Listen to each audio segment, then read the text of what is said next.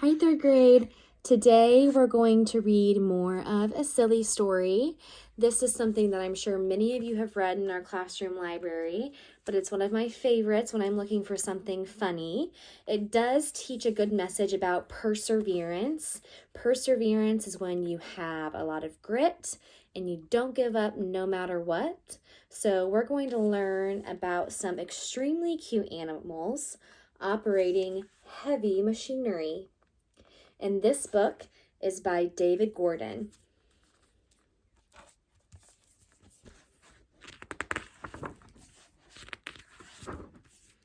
One beautiful summer day, Karen, an extremely cute animal, was at the playground making a sandcastle.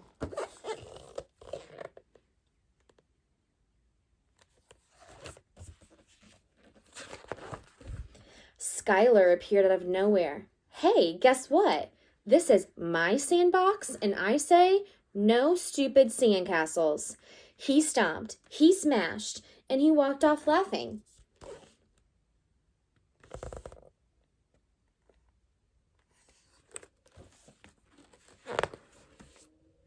Karen's extremely cute friends were there for her. We'll make a bigger and better sandcastle.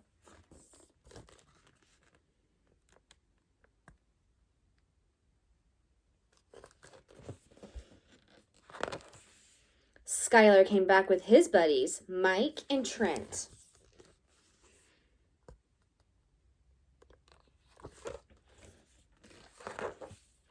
Skylar meant business. What did I say, Karen? Huh? I said this is my playground and no stupid sandcastles. The extremely cute animals were undaunted. Undaunted means that they weren't even worried about it. They weren't frightened. They didn't make any changes. They were going to keep on going. But the bullies were watching and waiting. They brought snowboards, pogo sticks, and a bad attitude.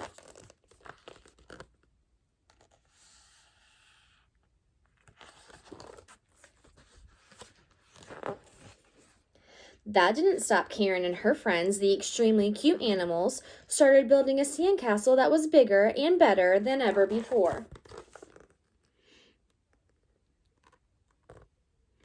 And the bullies do not look very happy.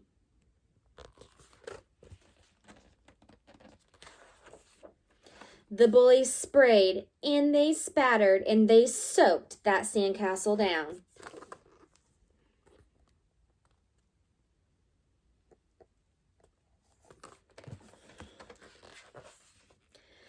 Being extremely cute doesn't mean you can't get extremely mad.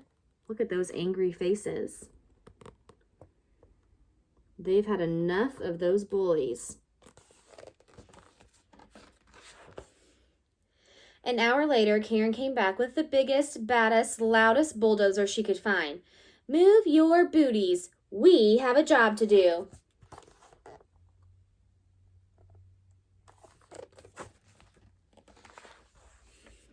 Joshua flew in the helicopter with the heavy lifter, and the playground was hoisted away. There's the helicopter, and there's the playground equipment being hoisted away. Steel beams were delivered, measured, and cut. Then they were lifted way, way up.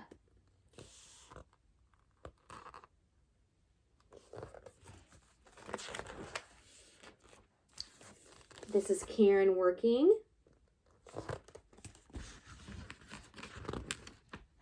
The next day, the extremely cute animals opened the grandest sandcastle plus amusement park anyone had ever seen.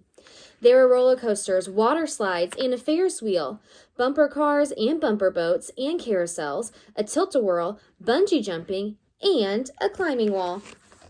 Holy cow, look at all that.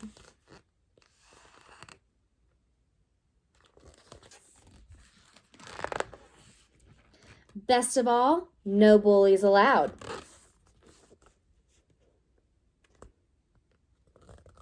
That's Karen shutting the gate. It says clank.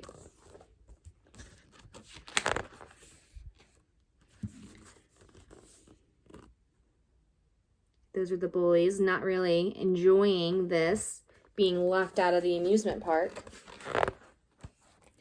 Until Karen opened the gate, just a crack, and she said, "Would you like to come in too?" There's Karen, and there's the bullies.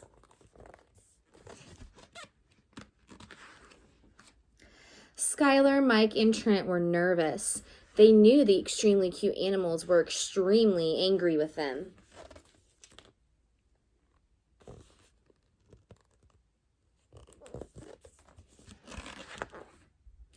But it turned out they were also extremely good at including everyone.